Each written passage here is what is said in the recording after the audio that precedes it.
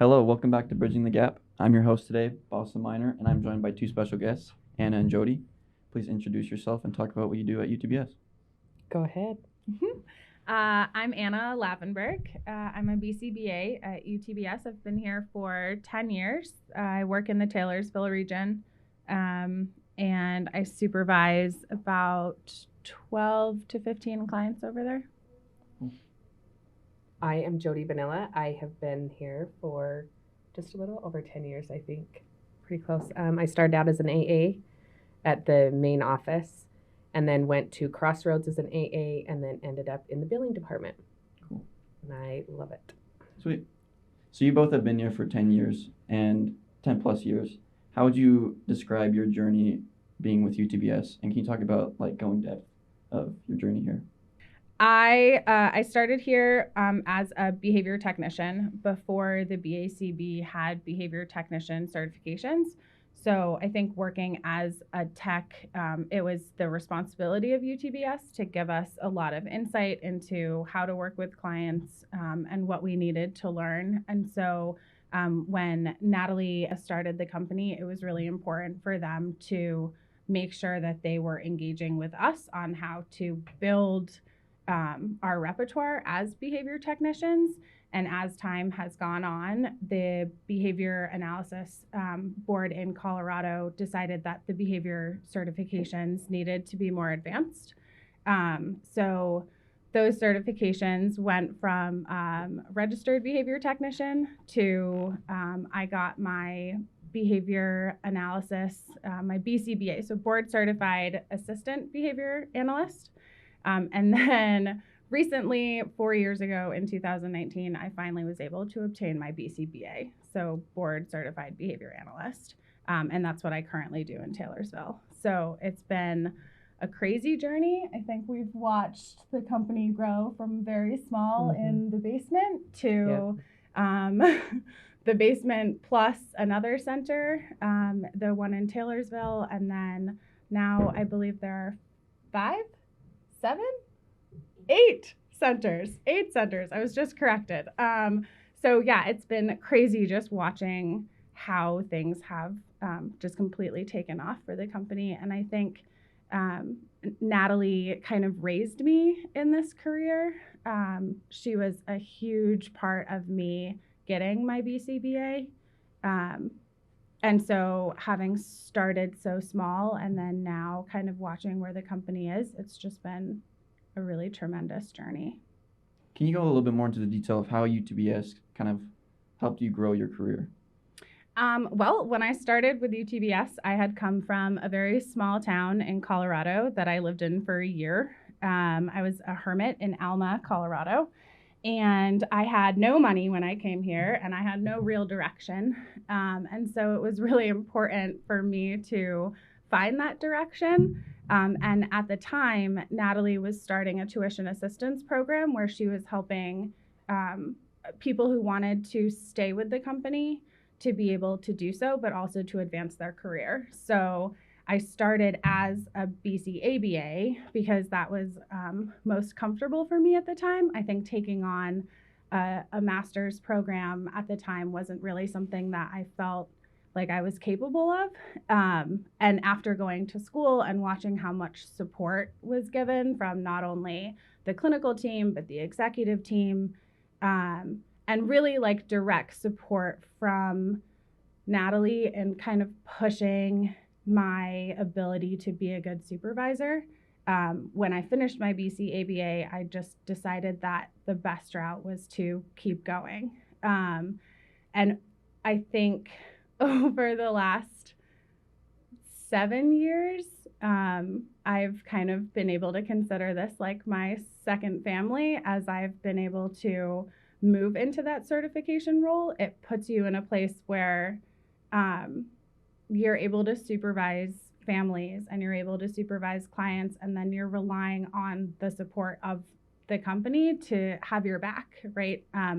UTBS helped to grow my career by incentivizing the tuition assistance program, which allowed me to be able to not only stay working with the company, but also advance my career from being a technician to being a supervisor and a BCBA. And I think one of the biggest aspects of that was the ability to work in Taylorsville and stay close to my home. I really enjoy the Salt Lake Valley. I really enjoy the Cottonwood Mountains, and being able to stay in Taylorsville and also get my BCBA was like priceless. So I think that the journey started with that incentive of why staying with UTBS, and then it kind of became, how could I leave? There's so much camaraderie and community within the different companies in the different regions, but also I think because I've worked here for so long, and maybe Jodi can speak for this too, it becomes a little bit of a family. So the people that you see them at yearly conferences and at trainings, and when the executive team brings everybody together. So the reasons that I stayed have definitely changed, but why I've stayed has definitely been that I've seen consistent progress. One of the other things I think that's really important is that as my career has developed, Natalie, I think, kind of took me under her wing a little bit and would give me a lot of feedback, maybe that other people wouldn't. I got a lot of feedback on how to communicate with people, that I was a really good technician. I came in as a very talented behavior technician, and I didn't know how to supervise. I was a little brash with my comments to people. I wanted people to do the skills the way that I did them, and I wasn't really a very good supervisor. And over time, as I was going to school, I was also working with Natalie and with some of our previous directors, and really just making sure that I was able to give feedback in a way that was received by other people. Not everybody receives feedback the same way, and being a behavior analyst, you have to be able to communicate with people. You have to be able to identify what somebody's learning style is and how they communicate. And so that's been really valuable in being able to work for a company that isn't afraid to give hard feedback. Jodi? Man, that's hard to follow up with. Anyway, I don't know. I started out as a AA. I was a stay-at-home mom. Came into here just wanting to do something, not have to be at home all the time. I'm very much a people person. And so when I started out as the AA, it was at the main office. And like Annabelle said, we was in the basement. There was hordes of people coming in and hordes of people going out at a certain amount of time. But the one thing I really did like and still do value is how when you're brought here, you are given so many chances and opportunities. It's not, you don't fit this position, so we're going to X you and see your way out. And you have a chance to grow in every part of your job, no matter what you do. And so starting out with the AA, we had developed into changing everything to go online and to being able to do it electronically and going from there. And then all of the different people that you have had come and go. It's a learning experience, and I truly value all the core beliefs that Utah Behavior Services has and that they teach, and you see everything that they have. You actually put it into your everyday living with even your children. My children, I do the same thing that I would do at work, and it's really helped with that. So I don't ever see something changing in the fact that I really do enjoy working here and my job titles that I've had. Great. What made you decide to switch from being an AA to go to the Rev team? It started off, it wasn't actually my choice at first. Natalie, I was tired of being down. Were you voluntold? Yes, voluntold, I'll say that.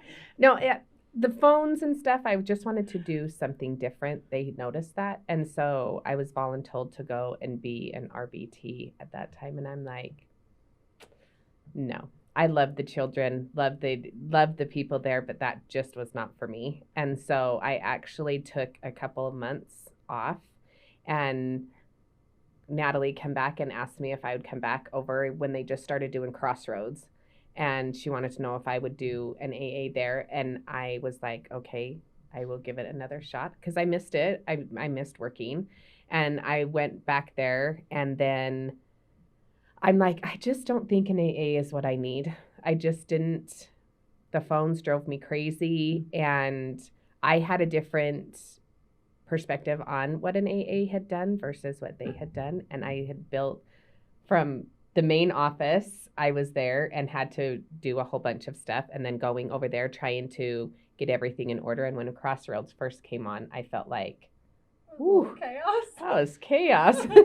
And so I reached out to Cammie, and I'm like, I feel like I want to go. Cammie and I have become very good friends, and I wanted to go and see what other option I could do. And at that time she was in billing, and she's like, do you want to come and do the rev cycle? And I'm like, yeah, I do. And from that time on, that's been the best choice for me. You guys have brought up how UTBS is like a family and like a team. How would you guys describe UTBS's team dynamics and how it contributes to the success of UTBS? I think, Jodi was talking about the chaos that was the beginning of Crossroads. Crossroads Center, I think, was our first real push out into having a clinical environment that was big enough and supportive enough to grow the company. And when we first moved into that location, it was, I believe, an old science building. It had been like a research lab. And so we built walls, and I was responsible for getting together all of the materials for all of the different centers, Crossroads, and the 4 other centers that we were developing at the time. And I think not having that teamwork of just people jumping in and helping out, it would have fallen as fast as it was built. It was imperative that the people who had skills in organizing or building, or even just new people who could knock down and build a wall and help us with a mural, and there were so many different people involved in the development. And on the back side of that, we had the need now for an AA, and we had the need for billing, and we had the need for people to help with authorizations, because we can do the work as technicians and as supervisors, but if we don't have people following through with that back end, then it all falls apart. And so I think it was everyone found their piece of the chain, and if you took one of those pieces away, we knew that it would collapse. And so as chaotic as it was organized chaos. Yeah, but I think coming through the fact of coming from such a small, there was only maybe at the most 14 of us that was at main office. 12 to 14. And then you go to Crossroads, and it's we now have 15 more. And you're how do we incorporate? And that is one thing that they're you go and do what you need to do. And it's not, you don't clean toilets today, you will clean toilets, and then you'll go ahead and help with the child that's having a meltdown. And then you'll go ahead and go in and read a lullaby to a baby. And then in the meantime, you'll take the trash out. And everybody had to do everything. And then you try to incorporate a bigger group of people. And not everybody's the same that you are. And we grew around each other and know how each other worked. And then now all of a sudden coming into the chaos, and Natalie at that time was it's got to be done. We are growing, and we're not going to stop growing. And so we need to figure it out. And that's the good teamwork that you have. You can always have somebody that may not be the exact same lines or things that you know how to do great, but they bring something else in that can make you, so you both shine through in your job, and it's appreciated in what you do. Yeah, we used the term voluntold yeah. earlier, and that's a UTBS term. It's one that was developed, I think, back 8 years ago or so when we really started all these centers, and that term basically means somebody recognizes your strength in something and they tell you to go explore that strength. Yeah. And there's a level of I can't think of the right word. There's a level of it's voluntary for staff to want to go and explore other options, but the voluntold comes from the original executive team feeling like things needed to be done and roles needed to be filled, and obligations needed to be met. And so you were a good team member if you took on that responsibility. And at the time it was like, do it now and ask questions later, because too many things had to get done in order for us to be successful. And if you took too long to, clean something or to take care of something or to step in and help someone, it made it more difficult. And so all of us really stepping up, I think that's what made it possible. Oh yeah. The growth, I cannot believe the growth from when we first started until now. I couldn't walk into a building and know very many people into any of the centers where before you could go and be like, oh, hey, so like that's a good thing to see that with your team, you grow. And it's nice to see how, when you grow, how successful everyone can be. Yeah. Mm-hmm. Support is great for a team. How would you guys say your roles today help each other out? Without Jodi, we'd never get paid. Not just Jodi. Say that. Without the role of people bringing in the revenue from the authorizations and from all of the different parts of this company that get us paid at the end of that. But it goes to the fact of having, if we didn't have our BCBAs, if we didn't have our RBTs, if we didn't have our AAs, we wouldn't be here either. We wouldn't have anything. So yeah, that's another great point of teams, but revenue cycle is not the funnest. People don't think the revenue cycle is very fun. I mean, nobody likes to get phone calls. They're like, pay up. I think support comes from the idea that we all step up for each other. And within the last, I would say 4 years probably, we have come from a place of organized chaos to thriving fluidity. And without all of those different team compartments, you wouldn't have the fluidity that we do in running 8 centers.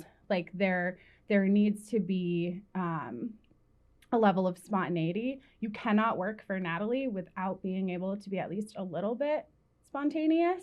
And you have to be able to roll with the punches, right? You got to be, some of it's trial by fire. Some of it's you're going to learn as you go. Some of it you're taught and you come in with those strengths, but everybody supports people's barriers, and we have support plans as a clinical team that go all the way up to the executive team, and you don't really get a choice in that. I think one of the things that we've learned as a company over the last 10 years is that people need to be supported whether they ask for it or not. And from my perspective as being a supervisor, you're looking at your executive team and all the way down to your behavior technicians and all the way across to your clients and your authorizations team and your billing team to make sure that all of those little pieces get met. And without the ability to communicate with all of those different compartments, you really wouldn't get the support that you need to accomplish, just the things that you have to do every day, having sessions scheduled, working with your client, getting your note done, knowing where that note goes to, and then all the way up to billing, who makes sure that the revenue for those services comes back to the company, and around we go, right? But you don't ever want to have a family that is in such dire need also have financial situations hanging over their head, because their family is in such distress already with trying to figure out to support their children. And that's why a lot of people don't like to hear about billing or don't want to know about that, because that is a sore thing for anybody.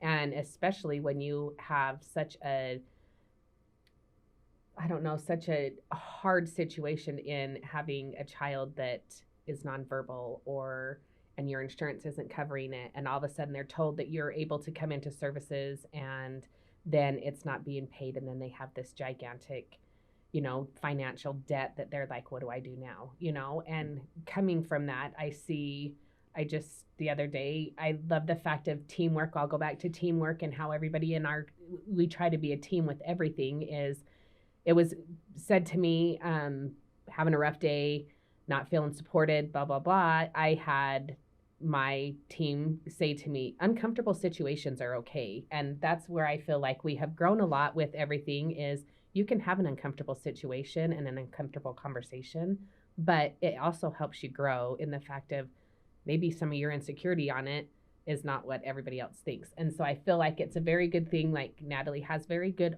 core values that she has had us practice. Memorize. We've had to memorize. We've had to do everything for the core values, but they honestly are lived every single day. It's not just something that is just typed up and it's put out there. Right. It is practiced every single day. And that's something that's valuable with UTBS. I think that's a very, very big, valuable portion of it. The founders of UTBS founded this company based off of their own desire to grow their skills, and a lot of the strategies and techniques and supports that were used in the very first years of UTBS came from the core values that they had for their families.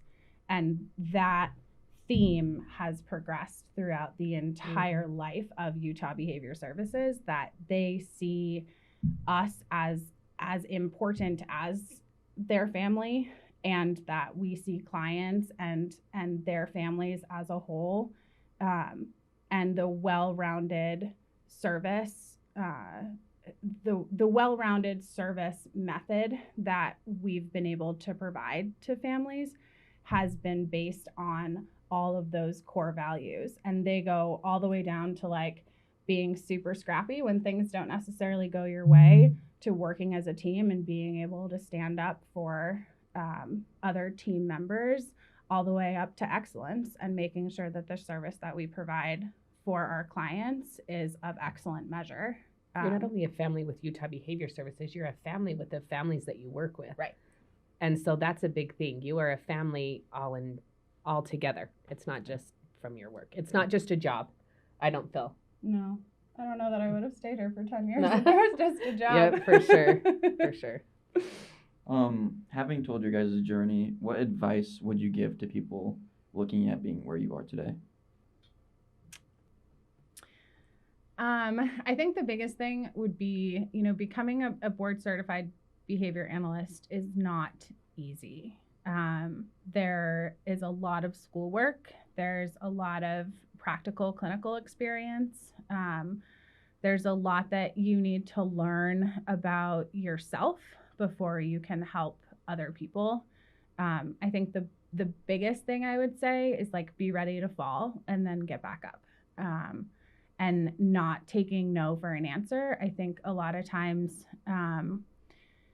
the testing component can be really challenging for some people. Not everybody likes tests, especially multiple choice tests. The BACB is known for multiple choice tests. That's what the majority of my testing experience has been, becoming a BCBA. So I think being ready to get stuff wrong and figure it out, being ready to work with a lot of different families and not always have the answers, being okay with saying, I don't know, and seeking your team for support. And hopefully, working for UTBS, one of the most valuable parts about this company is we have such a wide team of mental health professionals and executives with lots of experience and people who have done research or know where to find the right research. And being a good behavior analyst means that you're able to recognize what your scope of practice is and being able to reach out to your team when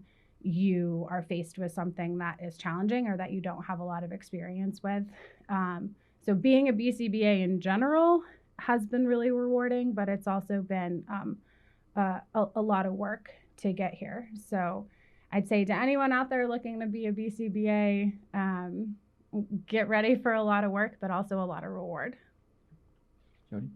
Mine's not as entailed. I didn't have to go to a lot of schooling that you did, but You gotta be good at math, though. I think you have to, yeah, you got to be good at math sometimes. That's what calculating. No, I feel like you have to have broad shoulders. You have to endure a lot of the hard conversations with families, but also let the families know that you are on their side. You are a part of their, you are a part of their team, and you can always work around what needs to be done as long as you're both doing it. We have such a broad spectrum of so much knowledge around our whole facility, everywhere, our whole entire team, that if there's something that you need help or you are struggling to do, you can always turn to somebody else, whether it be the person that just started yesterday, that's new, that don't know very much, but can come out of the blind sight. But I feel like being in billing, it's hard because it's financial, and nobody likes to talk about financial situations. Yeah. But yeah, very good. What would you say separates UTBS from everyone else? Well, it's the only company I've ever worked for that has the internal collaboration with mental health. I think that's a huge part of it. I can't necessarily speak to that career field, but I recognize the value in being able to work with families and go in as a BCBA and be in charge of developing a behavior plan for their child, and then also being able to tell their family as a whole that there's the opportunity for mental health and, marriage and family therapy and sibling therapy, and that it goes far beyond just what I can do. I think that's what separates UTBS from at least the majorities of the companies in Utah. I don't know, I can't speak to companies outside of Utah, but it has been invaluable to be able to walk into the office of an LCSW and have a conversation with them about something that has to do with the family dynamic as a whole, and not just what I can do on the behavior end. Seeing how fast it's grown, like I think that sets it apart. I don't hear of very many other places that have as much resources and as much opportunities given as UTBS. You either have to go to a place that has mental health services, or you have to go to a different place for ABA services or family counseling or marriage counseling. And we have that all wrapped up into one that is constantly growing and constantly finding the best opportunities or the best programs or whatever to make sure that we are giving our families and everybody else the best that we can. And I see the growth, and it's amazing to me to see how much we have grown in the time I've been here. Great. Any more thoughts you guys like to share? No, this has been really phenomenal. Thank you very much for having us. Of course. Thanks for coming here. It's been an honor to have you guys on the show. Thank you. Thank you. Yeah. Thank you so much for watching this episode. For any more information, make sure you check the links below and follow us on our Instagram, Facebook, and LinkedIn at Utah Behavior Services.